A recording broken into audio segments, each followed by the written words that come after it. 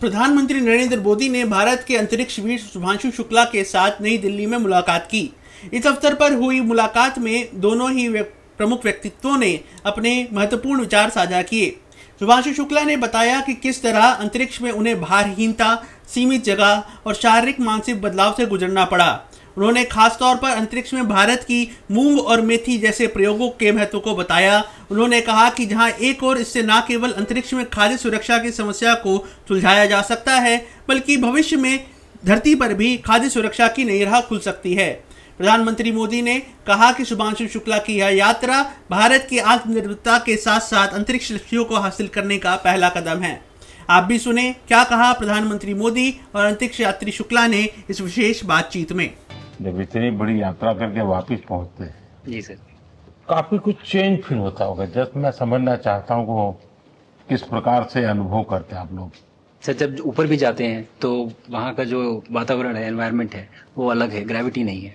आप जाते हैं उसमें तो वो सीटिंग अरेंजमेंट वैसा ही रहता है जो वैसे ही रहता है सर, और पूरे 23-24 घंटे उसमें निकालना पड़ता है। हाँ सर, लेकिन एक बार जब आप अंतरिक्ष में पहुंच जाते हैं तो आप सीट खोल के, अपना हार्नेस खोल के आप उसी कैप्सूल में आप मूव अराउंड आप जा सकते हैं, इधर उधर चीजें कर सकते हैं। इतनी जगह है उसमें? बहुत तो नहीं है सर, लेकिन थोड़ी बहुत है। मतलब आपका फाइटर जेट का कॉकपिट है, उससे तो ज्यादा अच्छा है। बट पहुंचने के बाद सर काफी कुछ चेंजेस होते हैं, जैसे पूरा आपका हार्ट स्लो हो जाता है, तो वो कुछ बदलाव होते हैं और वो फिर लेकिन 4-5 दिन में बॉडी आपकी यूज टू हो जाती है, वहाँ आप नॉर्मल हो जाते हैं। और फिर जब वापस आते हैं तो फिर वही दोबारा से वही सारे चेंजेस आप मतलब चल नहीं सकते वापस आते हैं, तो चाहे आप कितने भी स्वस्थ हो। मुझे बुरा नहीं लग रहा था, मैं ठीक था, लेकिन फिर भी जब पहला कदम रखा तो मैं मतलब गिर रहा था तो लोगों ने पकड़ रखा था मुझे। फिर दूसरा तीसरा, हालांकि मालूम है कि चलना है, लेकिन वो ब्रेन जो है वो उसको टाइम लगता है सर वापस समझने में कि अच्छा अब ये नया एनवायरनमेंट है, नया वातावरण है। यानी सिर्फ बॉडी का ट्रेनिंग नहीं है, माइंड का ट्रेनिंग ज्यादा है। माइंड का ट्रेनिंग है सर, बॉडी में ताकत है, मांसपेशियों में ताकत है, लेकिन वो ब्रेन की रीवायरिंग होनी है, उसको दोबारा से ये समझना है कि ये नया एनवायरनमेंट है। अब इसमें आपको चलने के लिए इतनी ताकत लगेगी या इतना एफर्ट लगेगा, वो वापस से समझते हैं सर। सबसे ज्यादा समय से वहां कौन था, कितने समय का? इस समय सबसे ज्यादा समय लोग एक टाइम पे करीब 8 महीने तक लोग रह रहे हैं सर। हाँ, इसी मिशन से शुरू हुआ है कि 8 महीने तक रहेंगे। अभी वहाँ जो लोग मिले आपको? हाँ, उनमें से कुछ लोग हैं जो कि दिसंबर में वापस आएंगे। और आपका मूंग और मेथी का प्रयोग का क्या है? बहुत अच्छा है सर। मैं इस बात से बहुत सरप्राइज था कि लोगों को इसके बारे में पता नहीं था, इन चीज़ों के बारे में। फूड बहुत बड़ा चैलेंज है सर एक स्पेस स्टेशन पे। जगह कम है, कार्गो महंगा है, आप कम से कम जगह में ज़्यादा से ज़्यादा कैलोरी और न्यूट्रिशन आपको पैक करने की हमेशा कोशिश रहती है, और हर तरह से प्रयोग चल रहे हैं सर। और इनको उगाना बहुत सिंपल है, बहुत ज़्यादा रिसोर्स नहीं चाहिए स्पेस स्टेशन में। छोटा सा एक आप डिश में थोड़ा सा पानी डाल के उनको छोड़ दीजिए और वो बहुत अच्छे से 8 दिन बाद वो स्प्राउट होना शुरू हो गए थे सर, स्टेशन में ही मुझे देखने को मिले। तो हमारी जो ये टिपिकल जो हमारे कंट्री के ये जो सीक्रेट्स हैं, मैं बोलूँगा सर, जैसे ही हमें ये मौका मिला कि हम माइक्रोग्रेविटी रिसर्च में पहुँच पाए, ये वहाँ पहुँच गई। और क्या पता कि ये हमारी फूड सिक्योरिटी प्रॉब्लम को सॉल्व करें, जो कि एस्ट्रोनॉट्स के लिए तो एक तरह से है ही सर स्टेशन में, लेकिन अगर वहाँ सॉल्व होती है तो ये पृथ्वी पे भी लोगों के लिए फूड सिक्योरिटी की प्रॉब्लम सॉल्व करने में हमारी मदद कर सकती है। पहला एक बार एक कोई भारतीय आया जी सर, तो भारतीय को देख करके उनके मन में क्या रहता है, क्या पूछते हैं, क्या बात करते हैं, ये बाकी जो दुनिया के देश के लोग होते हैं? जी सर, मेरा पर्सनल अनुभव जो रहा है सर पिछले 1 साल में, मैं तो जहाँ भी गया, जिससे भी मिला, सभी लोग बहुत खुश हुए मुझसे मिलके, बहुत एक्साइटेड थे बात करने में, आके मुझसे पूछने में कि मतलब आप लोग क्या कर रहे हैं, कैसे कर रहे हैं। और सबसे बड़ी बात ये थी कि सबको इसके बारे में मालूम था कि भारत स्पेस के क्षेत्र में क्या कर रहा है, सबको ये इस बारे में जानकारी थी। और सब मुझसे ज़्यादा तो कई लोग थे जो गगनयान के बारे में इतना एक्साइटेड थे, जो आके मुझसे पूछ रहे थे कि आपका मिशन कब जा रहा है। एंड मेरे ही क्रूमेट जो मेरे साथ थे, मुझसे साइन करवा के लिख के लेके गए हैं कि जब भी आपका गगनयान जाएगा आप हमें इनवाइट करेंगे और लॉन्च के लिए, और उसके बाद जल्दी से जल्दी हमें आपके व्हीकल में बैठ के जाना है। मिशन तो एक सक्सेसफुल हुआ है सर, हम लोग वापस आ गए हैं, लेकिन ये मिशन अंत नहीं है, मिशन तो शुरुआत है। तो अरे तो मैंने उसी दिन भी कहा, आपने उस दिन बोला था सर, हमारा पहला कदम है, पहला कदम है सर। तो इस पहले कदम का मेन जो उद्देश्य था वो यही था कि हम कितना कुछ इससे सीख के हम वापस ला सकते हैं। मैंने सुनी सर आपने जो आत्मनिर्भरता इन हाँ। स्पेस मैन्युफैक्चरिंग वाली आपने बात की थी सर, तो ये सारी चीजें एक ही तरह से जुड़ी हुई है। जो विजन आपने जो अभी दिया है हमें, ये गगनयान का और बैस का और फिर मून लैंडिंग का सर, बहुत बड़ा ड्रीम है सर। हम अगर आत्मनिर्भर बन के करेंगे तो अच्छा करेंगे। बिल्कुल सर।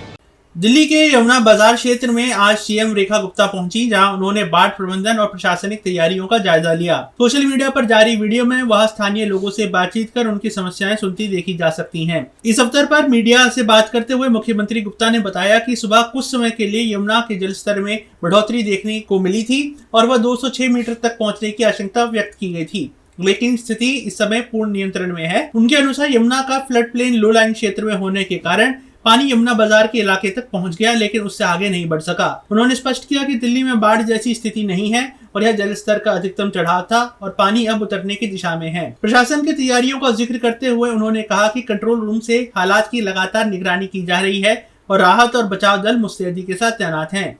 उन्होंने जनता को आश्वस्त किया कि वह अनावश्यक चिंता न करें और आधिकारिक सूचनाओं पर भरोसा बनाए रखें, क्योंकि ये एरिया ही यमुना फ्लड प्लेन का है। इसलिए सबसे पहले पानी यदि यमुना जी में करता है तो वो यही करता है। मैंने यमुना जी का जो आखिरी छोर यहाँ से टच हो रहा है वो देखा है, वहाँ पे पानी इस समय चढ़ा हुआ है, परंतु वो दिन पूरा होते होते ढल जाएगा। ऐसे हमारे पास पूरी कैलकुलेशन, पानी खाने की व्यवस्थाएं भी हम क्रिएट की है। और तो लाइट का जो एक मेन प्रॉब्लम है उसमें हम सोलर की लाइट और यहाँ पे फ्लड लाइट दे रहे हैं। खाने पीने की सारी व्यवस्थाएं हमने की हुई है और पूरी तरीके से गली में सिटियाँ कंट्रोलिंग है। भारत के उपराष्ट्रपति पद के चुनाव में विपक्षी दलों ने सुप्रीम कोर्ट के पूर्व न्यायाधीश बी सुदर्शन रेड्डी को संयुक्त उम्मीदवार के रूप में नामांकित किया है। सुदर्शन रेड्डी, जो कि पूर्व सुप्रीम कोर्ट के न्यायाधीश हैं और प्रतिष्ठित कानूनी व्यक्तित्व हैं, वे सामाजिक, आर्थिक और राजनीतिक मामलों में अपनी सकारात्मक भूमिका के लिए जाने जाते हैं। 10 राजाजी मार्ग नई दिल्ली में आयोजित प्रेस वार्ता में कांग्रेस अध्यक्ष मल्लिकार्जुन खड़गे ने उपराष्ट्रपति चुनाव को विचारधारा की लड़ाई बताते हुए इस तथ्य की जानकारी दी। उन्होंने कहा कि सभी विपक्षी दलों द्वारा यह किया गया संयुक्त नामांकन धन्यवाद के योग्य है और उन्होंने यह भी कहा कि विपक्ष डटकर चुनाव लड़ने को तैयार है। इस मंच पर बैठे हुए सभी पार्टी के नेतागण और यहाँ पर पधारे हुए हमारे मीडिया के दोस्तों और सभी पार्टी के और भी नेतागण, हम सभी पार्टी मिलके एक कॉमन कैंडिडेट को इस वाइस प्रेसिडेंट इलेक्शन में खड़ा करने का निर्णय लिया है और वो निर्णय यूनानिमसली हमने किया है। मुझे खुशी होती है कि सभी अपोजिशन पार्टी एक होकर एक नाम पे अगर मिल के लड़ने के लिए तैयार है तो ये बहुत बड़ा अचीवमेंट डेमोक्रेसी का और लोकतंत्र का है। क्योंकि जब कभी भी लोकतंत्र और संविधान खतरे में होता है तो अपोजिशन के लोग एक होकर अन्याय के खिलाफ लड़ते हैं। तो इसीलिए हमने ये तय कर दिया है कि इस इलेक्शन में एक अच्छे उम्मीदवार को, एक अच्छे कानूनदा आदमी को और एक अच्छे स्वभाव के जो उम्मीदवार है उसको हम खड़ा करने जा रहे हैं। Shri B Sudarshan Reddy garu is one of the India's most distinguished and progressive jurists. He has had a long and eminent legal career, including as judge of the Andhra Pradesh High Court, Chief Justice of Guwahati High Court, and judge of the Supreme Court. He has been a consistent and courageous champion of social, economic, and political justice. He is a poor man, and many judgments, if you read, you will know that how he favored the poor people and also protected the constitution and fundamental rights. This vice presidential contest is an ideological battle. It is not just a battle, it is an ideological battle, and all the opposition party agreed on this. That's why we are contesting unitedly. The opposition parties have nominated Sri B. Sudarshan Reddy Garu as their joint candidate, since he reflects fully and values that saved our country's freedom movement so profoundly, and the values on which our country's constitution and democracy have been anchored. All these values are under assault, and therefore our collective and determined resolve to fight this election. So this is the name, and we had meeting just now, and everybody consented and agreed this name. So we are fielding him as a vice president candidate. Thank you very much. अभी समय है एक break का। हम चलते हैं break पर, आप कहीं जाए नहीं, छोटा सा break.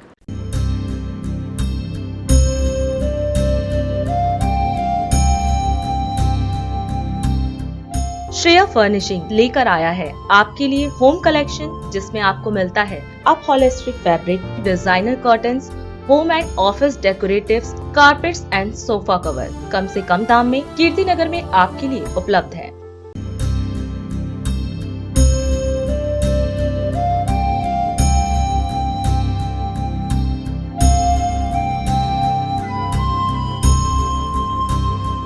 Kamal Buildtech Private Limited, fulfilling promises. With our professional team and experience of delivering projects in past, we guarantee you peace of mind and top quality work in an affordable price.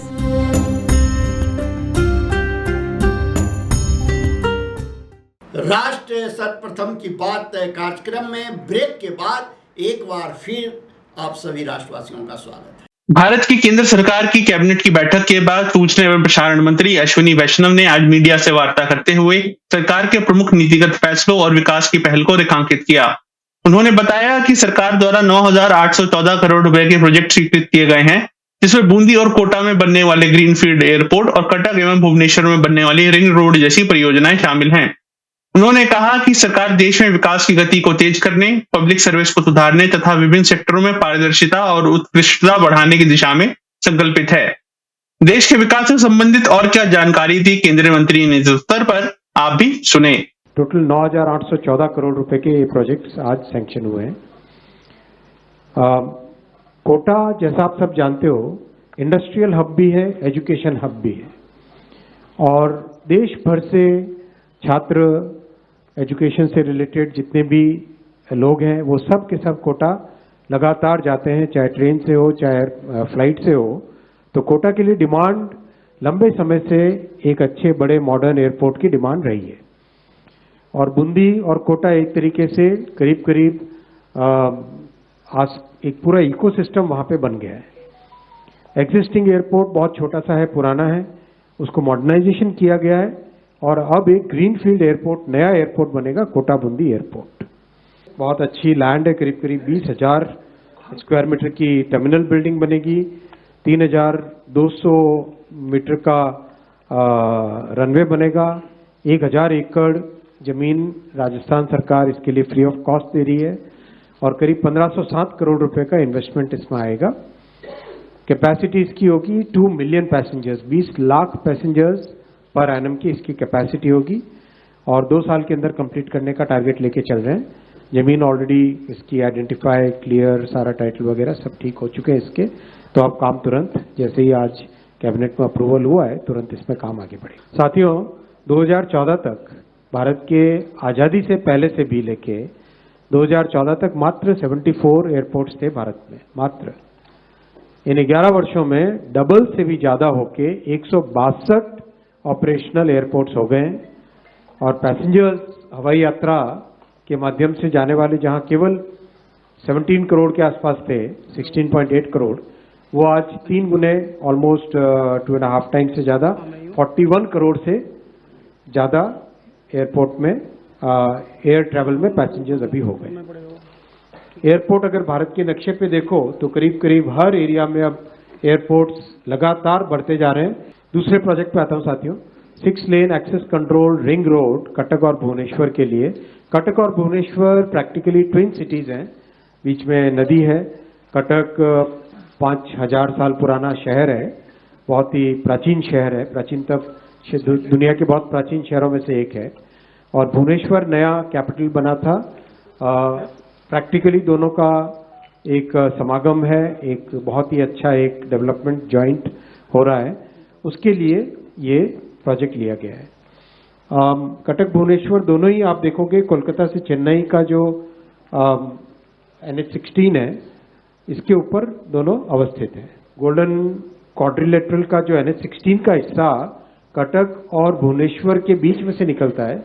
Obviously वहाँ पे काफ़ी congestion है, तो लंबे time से एक demand थी कि इसकी एक रिंग रोड बने, जिससे कि ट्रैफिक का फ्लो एक अलग तरीके से ठीक से हो।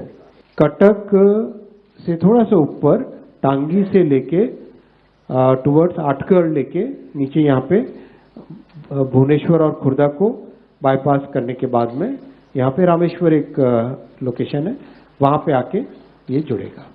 तो एक तरीके से पूरा इसका ये रिंग रोड बना, बहुत ही इम्पोर्टेंट प्रोजेक्ट है।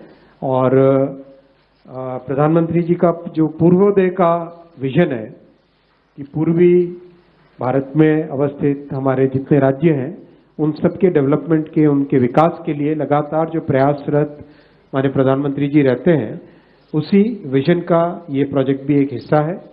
बहुत इम्पोर्टेंट प्रोजेक्ट है और हाईली मॉडर्न तरीके से बनाया जाएगा। 6 लेन एक्सेस कंट्रोल्ड, कंप्लीट, जहाँ जहाँ जरूरत है वहाँ पे सर्विस लेन्स, प्रॉपर एक आधुनिक तरीके से इस प्रोजेक्ट को बनाया जाएगा। ये प्रोजेक्ट करीब 111 किलोमीटर का है और 2.5 साल लगेंगे कंस्ट्रक्शन के लिए। इस प्रोजेक्ट कॉस्ट में इसकी ऑपरेशन एंड मेंटेनेंस कॉस्ट भी ली गई है। आप देख ही रहे हैं कि एसेट्स बन रही हैं लगातार, देश में इंफ्रास्ट्रक्चर की एसेट्स बन रही है, तो मेंटेनेंस के लिए भी प्रधानमंत्री जी ने कहा कि ध्यान देना चाहिए हमें। साथ ही प्रोजेक्ट को जब कंसीव करें, प्रोजेक्ट को जब बनाएं, तब से ही उसमें मेंटेनेंस का काम साथ में लेना चाहिए। बिहार के मुख्यमंत्री नीतीश कुमार ने आज पटना स्थित मुख्यमंत्री सचिवालय के संवाद में महत्वपूर्ण नियुक्ति समारोह में भाग लिया। कार्यक्रम में उप मुख्यमंत्री सम्राट चौधरी और विजय कुमार सिन्हा भी उपस्थित रहे। इस अवसर पर शिक्षा विभाग के अंतर्गत अनुकंपा के आधार पर चयनित कुल 5353 अभ्यर्थियों को नियुक्ति पत्र वितरित किए गए। इन नवनियुक्त कर्मचारियों में माध्यमिक एवं उच्च माध्यमिक विद्यालयों के 4835 विद्यालय लिपिक और 518 विद्यालय परिचारी शामिल रहे। मुख्यमंत्री जी ने सांकेतिक रूप से चयनित अभ्यर्थियों को नियुक्ति पत्र सौंपे और उनके उज्जवल भविष्य की कामना की। सरकार के अनुसार यह कदम राज्य की शिक्षा व्यवस्था को मजबूत करने और स्थानीय युवाओं को रोजगार के अवसर प्रदान करने की दिशा में महत्वपूर्ण पहल है। इस नियुक्ति से बिहार के शैक्षणिक संस्थानों में प्रशासनिक कार्यों की गुणवत्ता में सुधार की उम्मीद है। अंकित कुमार, उत्तम कुमार, आनंद सिंह, संस्कार नारायण,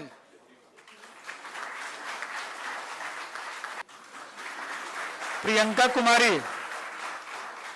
छत्तीसगढ़ के मुख्यमंत्री विष्णुदेव साय ने आज नवा रायपुर के इंदिरावती भवन परिसर में पंजाब नेशनल बैंक की नई शाखा का लोकार्पण किया। इस अवसर पर एटीएम और डिपॉजिट मशीन का भी उद्घाटन किया गया। कार्यक्रम को संबोधित करते हुए मुख्यमंत्री ने कहा कि प्रधानमंत्री मोदी के नेतृत्व में देश में वित्तीय समावेशन के क्षेत्र में अभूतपूर्व प्रगति देखने को मिली है। उन्होंने जोर दिया कि बैंकिंग सेवाएं आम जन तक आसानी से पहुंच रही हैं और सरकारी योजनाओं की राशि का वितरण अधिक सुगम व पारदर्शी हो गया है। मैं सबसे पहले तो पीएनबी के एमडी सहित सभी अधिकारियों का धन्यवाद करना चाहूंगा, जिन्होंने आज यहाँ पर इंद्रावती भवन के परिसर में पंजाब नेशनल बैंक की शाखा की शुरुआत की है। और मुझे ज्ञात हुआ कि पहले शौचालय के रूप में यूज होता था, उसको पूरा रिनोवेट करके अच्छा एक ब्रांच यहाँ पर शुरू हो गया है। और एटीएम भी हम तो आज तक सुने थे कि एटीएम से खाली पैसा विड्रॉ होता है, लेकिन आदरणीय एमडी साहब ने कहा कि इसमें डिपॉजिट भी कर पाएंगे और यहाँ पर पासबुक भी अपग्रेड हो जाएगा। तो ये तीनों सुविधा इस एटीएम में है। तो ऐसी सुविधा दिलाने के लिए पुनः मैं एक बार पीएनबी का आभार व्यक्त करता हूं और हमारे सभी अधिकारियों का और इस क्षेत्र के जितने भी लोग इस पीएनबी के शाखा से लाभान्वित होंगे उनको भी बहुत बहुत बधाई और शुभकामनाएं। आज का युग ऐसा है कि बैंक बहुत आवश्यक हो गया है। आज देश के हर व्यक्ति के पास जनधन का खाता तो कम से कम है और ये सब हमारे देश के यशस्वी प्रधानमंत्री नरेंद्र मोदी जी के कारण हुआ है। और आज सरकार की बहुत योजनाओं के पैसे सीधे उनके बैंक अकाउंट में आ रहे हैं, तो किसी तरह की लीकेज की भी इसमें संभावना नहीं होती है। तो ये बहुत बड़ा अचीवमेंट हमारे देश के लिए यहाँ पर है और हम चाहेंगे पीएनबी से, जैसा हमारे एमडी साहब ने अपने उद्बोधन में कहा कि हम लोग और भी प्रदेश में शाखाएं मतलब खोलेंगे, तो मेरा आग्रह होगा कि हमारा जो बस्तर संभाग है, जो मतलब विकास की दृष्टि से बहुत ही पिछड़ा हुआ है और हम लोग नक्सलवाद के साथ मजबूती के साथ हमारे जवान लड़ रहे हैं और उधर शांति व्यवस्था कायम हो रही है, तो उधर हमको लगता है कि अगर आप मेहरबानी करेंगे, उधर ब्रांचेस ज्यादा से ज्यादा खोलेंगे तो क्षेत्र के लोगों को बैंकिंग सुविधा मिलेगी। और थोड़ा सा हमारा सरगुजा संभाग को भी देख लेंगे, उधर भी इंटीरियल है तो उधर भी आवश्यकता होगी। तो मैं समझता हूँ जनता के ऊपर में पीएनबी का बड़ा मतलब उपकार होगा। मैं एक बार फिर से आज के इस अवसर में पीएनबी के अधिकारियों का और सभी सम्मान नागरिक बंधुओं का सबका मैं धन्यवाद करते हुए उनको बधाई देते हुए कि सब इस ब्रांच का फायदा उठाएंगे। बहुत बहुत धन्यवाद। जय हिंद, जय छत्तीसगढ़। उत्तर प्रदेश के मुख्यमंत्री योगी आदित्यनाथ ने सोमवार को लखनऊ में फोरेंसिक विज्ञान के क्षेत्र में महत्वपूर्ण कदम उठाते हुए राज्य फोरेंसिक विज्ञान संस्थान के तृतीय स्थापना दिवस के अवसर पर आयोजित 3 दिवसीय अंतर्राष्ट्रीय शिखर सम्मेलन का शुभारंभ किया। उन्होंने इस अवसर पर कई आधुनिक सुविधाओं का उद्घाटन किया, जिसमें Padmashri doctor Laljit Singh advance DNA diagnostic centre, AI drone और रोबोटिक लैब तथा अटल पुस्तकालय शामिल रहे। इस अवसर पर छात्र छात्राओं को स्मार्ट टैबलेट का भी वितरण किया गया। कार्यक्रम को संबोधित करते हुए सीएम योगी ने अपराध के प्रति जीरो टॉलरेंस की बात कही और कहा कि 18 रेंज में ए ग्रेड फोरेंसिक लैब की स्थापना करने का लक्ष्य सरकार का है। उन्होंने कहा कि 7 वर्ष से ऊपर के प्रत्येक अपराध में फोरेंसिक शाखा को आवश्यक बनाया गया है और इसी क्रम में 75 नई फोरेंसिक यूनिट का शुभारंभ किया गया है ताकि अपराध के प्रति जीरो टॉलरेंस की नीति को सशक्त बनाया जा सके।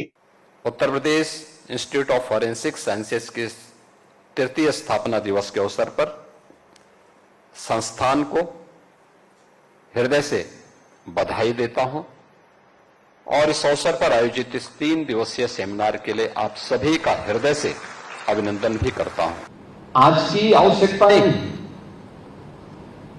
याद रखना जब भी भारतीय परंपरा में कोई मंथन हुआ उससे कोई ना कोई अमृत जरूर निकला है और ये वैदिक कालखंड से परंपराएं चली आई हैं। लखनऊ में इस फॉरेंसिक इंस्टीट्यूट को बनाने के पीछे की भी मंशा हमारी यही थी, क्योंकि भारतीय संस्कृति इस बारे में हमेशा इस बारे में आग्रही रही है कि आनो भद्रा कर्तवो यंतु विश्वत, यानी ज्ञान के लिए अपने चारों ओर के रास्ते खोले रखो। कहीं से भी कोई अच्छी चीज आती है अच्छी बातें आती हैं तो उसके लिए सभी दरवाजे आपके खुले होने चाहिए। और आज यहां पर इस 3 दिवसीय जिन महत्वपूर्ण विषयों को लेकर के यह सेमिनार आज यहां पर आयोजित हो रहा है, यह उसी परंपरा में आज की आवश्यकता के अनुसार हमें किन विषयों को लेकर के कार्य करना है, फॉरेंसिक साइंस की आज की आवश्यकता क्या है,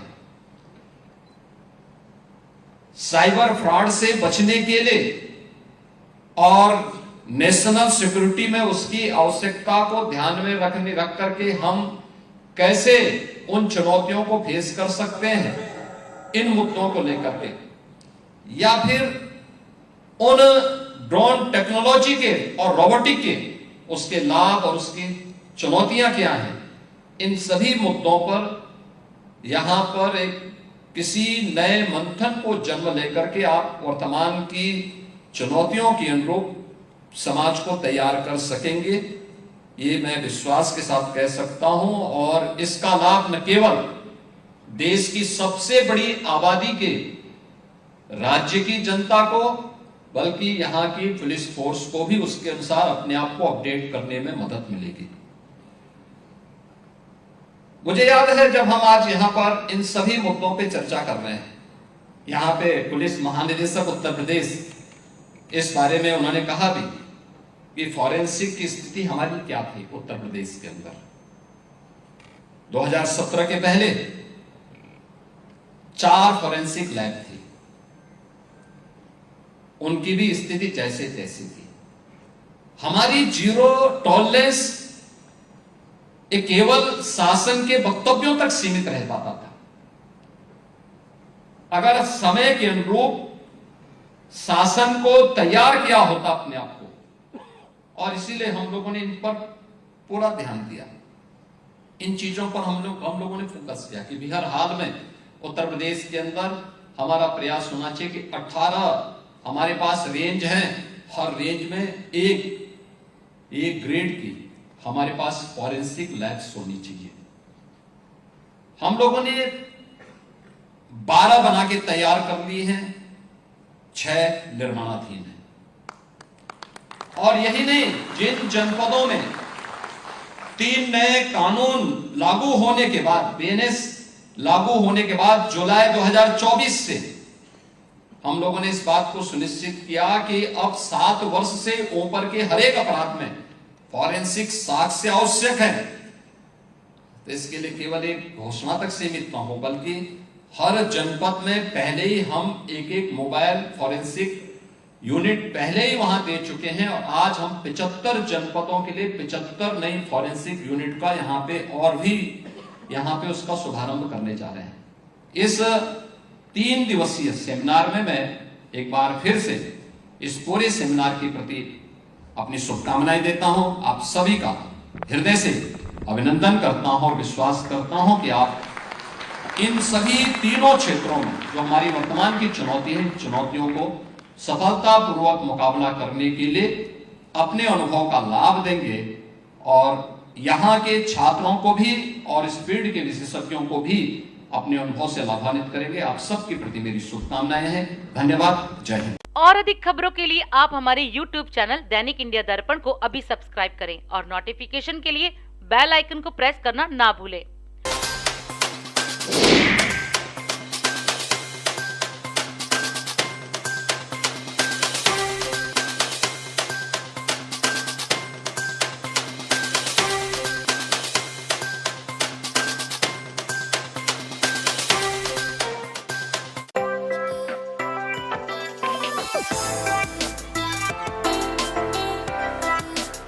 आज हम इस कार्यक्रम में आपसे विदा लेते हैं। आप अन्य खबरों के लिए बने रहे। राष्ट्र सर्वप्रथम, वंदे मातरम, जाग उठा है भारत। राष्ट्र सर्वप्रथम, राष्ट्र सर्वप्रथम, राष्ट्र सर्वप्रथम, राष्ट्र सर्वप्रथम।